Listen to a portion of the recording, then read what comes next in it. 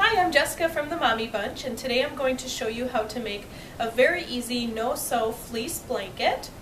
And I'm going to walk you through all the steps, show you how easy it is, and show you how these make just a wonderful gift.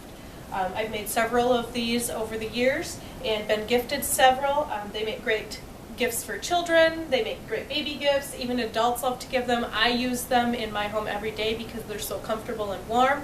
So they really are a great versatile gift and they last a long time.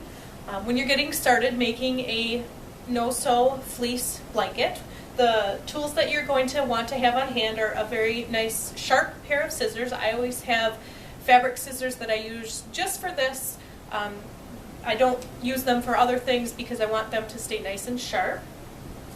Measuring tape of some sort is really great when you're getting started, just to help you kind of figure out where you're going to be making your cuts and how long your cuts are going to be. Once you've done a few of these, you can kind of get pretty good at guessing and you won't need to measure so much anymore, but when you're first getting started, that measuring tape does come in handy.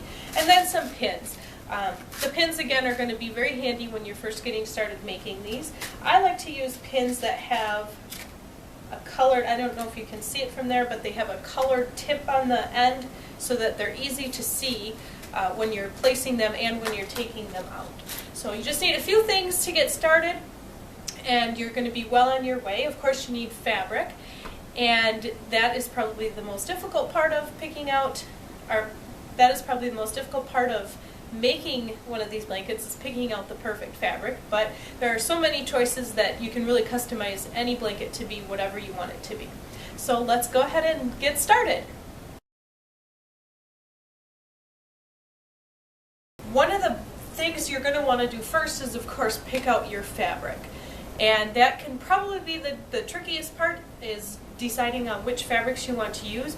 I found a very nice animal print. I'm giving a gift for a little baby boy, and this print has lions and monkeys, and the second print also has some monkeys and elephants. And you do need two pieces of fabric cut to the same size. You want a front and a back. A lot of times, I have some examples here, you can use a solid piece on the back, a solid color, and have a pattern on the front. In fact, that's how I do most of my blankets, but when you go to the fabric store, really just find something that works for you or that speaks to you. Now, most fabric you can get cut by the yard, and it's really easy to customize a blanket to exactly what you want. But they also sell these in kits where you can actually buy the fabric in the kit, and that's actually how I got this fabric, because the selection they had in the store, I could not really find any fabric that worked with what I was looking for. So I saw the kit, it had pieces that I liked, so I grabbed it. It was real simple, and sometimes you can even get them cheaper that way. But if you're really looking to customize it specific to your taste, just get some fabric cut to whatever size blanket you're looking for. This is about 2 yards of fabric, 2.5 yards of fabric that came already in the kit. And when I'm doing a baby blanket, I usually do anywhere between 2 to 2.5 yards, depending on how big I want to make it. If you're looking to make a blanket for an adult, you're definitely going to want to have at least 3 yards of fabric, because otherwise it will be too small. I have some child blankets that we have made and that have been gifted to us, and trust me, trying to cover up with a child-sized blanket is not fun when you're an adult. The first thing you want to do when you get started is lay out your fabric, and the bottom piece of fabric you're going to put the good side down, because you want to have the opposite pieces touching each other. So the good side down, the back side is going to be up, and you can see on this one it has some white on the edge that you're going to want to trim off. So the first thing you want to do is go ahead and cut off any pieces that you don't want to actually be shown on your blanket. And this is where a good fabric scissors comes in handy, because if you have a very dull pair of scissors, it is going to take you a long time to get through this blanket. But if you have a nice sharp pair of scissors that you really only use for fabric or use for just special projects, you should be able to get through it in a breeze. Now, I didn't really make sure my line was all that straight. You can see there's a few places here where it kind of weaves in and out, and that's okay because the way that this blanket is made is very forgiving and nobody is going to notice. So we have that done. I have a couple more pieces on the other side that I'm going to cut, and then I'm going to lay my other blanket on top. And you want, like I said, you want to have the wrong side on the top and your good side laying on the bottom, and then your other blanket you'll do the opposite. You put the wrong side on the inside so that the two are touching each other, and the good side will be facing up.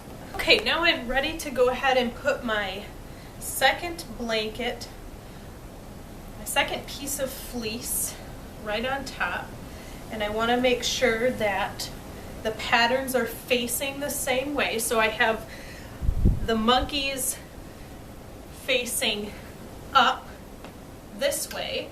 I want to make sure that my other piece matches so that when you flip it over, you have them both the same way.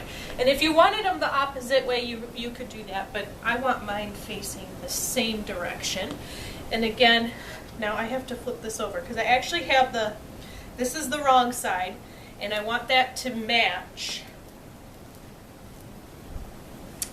the other wrong side. So this is the good side that we want to see, and if I flip it over, this is the other good side that we want to see. So those need to be opposite of each other, and our wrong sides need to match. So you just line up your fabric right on top of the other one and just kind of get it as close to the seams as close to each other as possible. They don't have to be perfect, but get them to match up as closely as possible. Now the next thing we're going to do, especially if you're a beginner, is pin our fabric together, because pinning it helps keep it in place so that when you're working around the fabric and you're cutting the pieces, that it's not sliding and you're not kind of misaligning the fabric. When you're pinning, it is to kind of get started. If you've never done a fleece no-sew blanket before, my recommendation is to go about 3 inches, 3 to 3.5 inches. You could even go up to 4 inches if you want, and place your pin at that point. And these pins are not only going to keep our fabric in place, but they are also going to be our markers for how far we are going to cut our strips. Now once you get used to doing this, you can kind of eyeball it. I typically don't use one of these anymore because I can go through and kind of figure out how far in I want my pins. But when you're first getting started, it's a good idea just to go ahead and measure along as you're pinning. And you don't need too many pins. Maybe every 6 inches is a good estimate.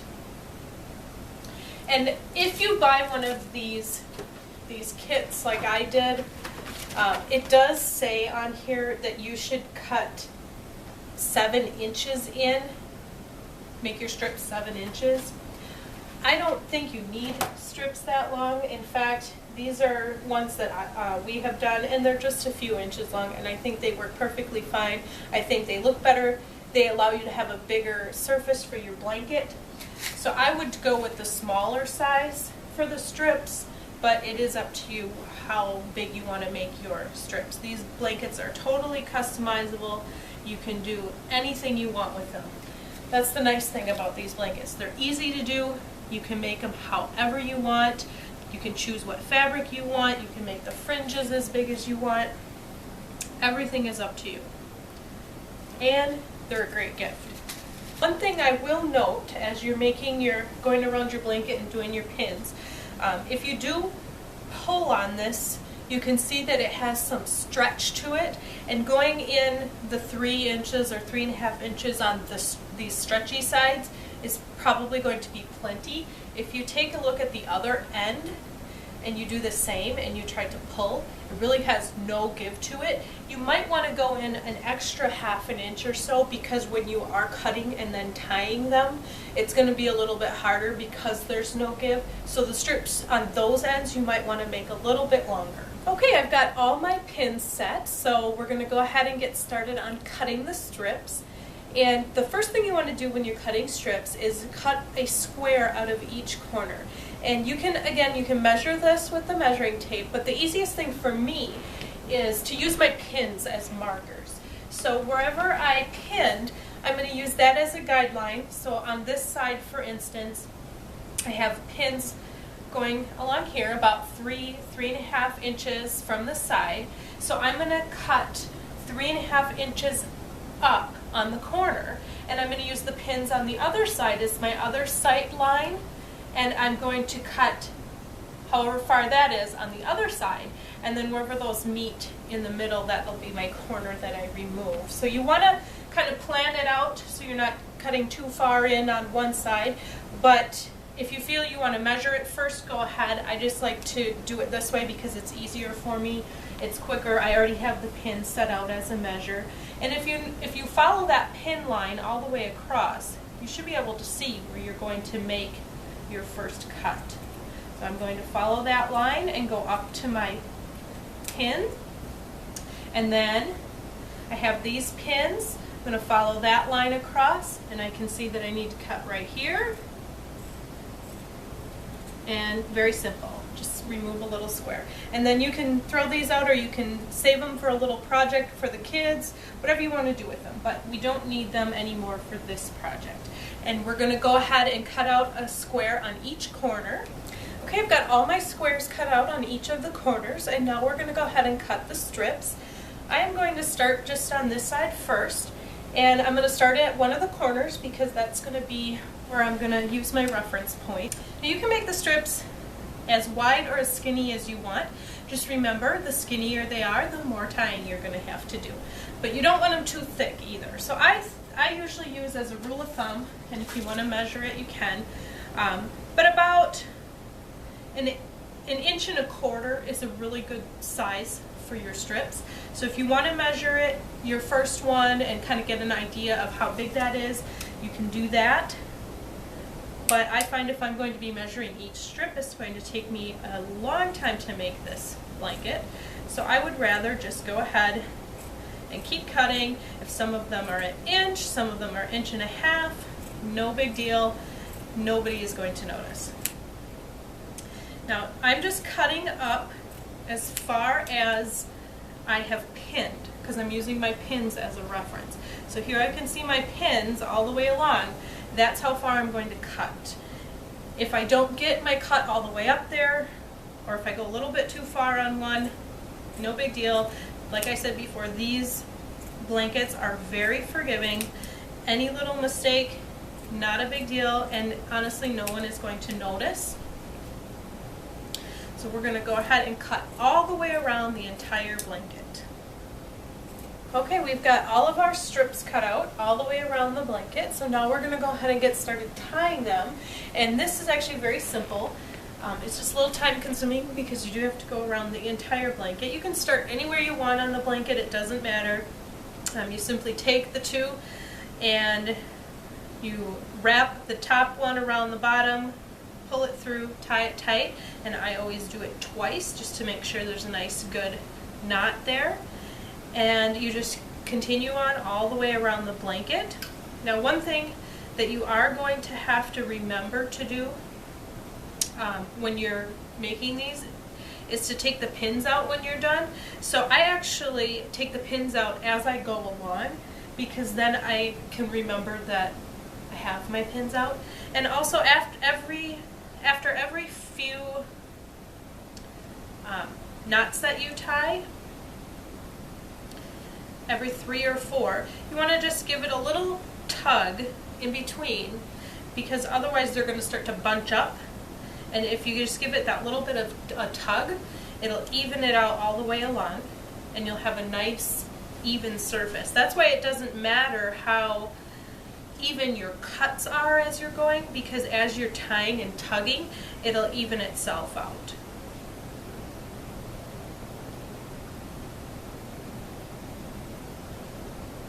And we're just finishing up our last few fringes here.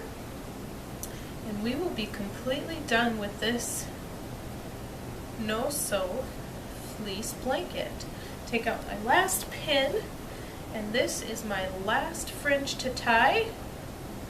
Gone all the way around, just give it a little tug here. I've gone all the way around and have tied all of the fringes, and that is completely it. We are done. Now just feel along all of the edges to make sure you've gotten all of the pins. And well, we've completely finished our no-sew fleece blanket that we were working on. We have all of our fringes tied all the way around, and on one side we have a cute little design with some monkeys and lions, some safari stuff going on. And if we flip it over, we have the cute design on the other side as well, where we have, again, some monkeys, lions, giraffes, elephants. We have a very nice, very soft fleece blanket that any baby would be sure to love. And there you have it. Very simple, very easy, a lot of room for error, so something that truly anyone can work on. And if you have any questions, please feel free to visit us at mommybunch.com and let us know your thoughts. Thanks for watching.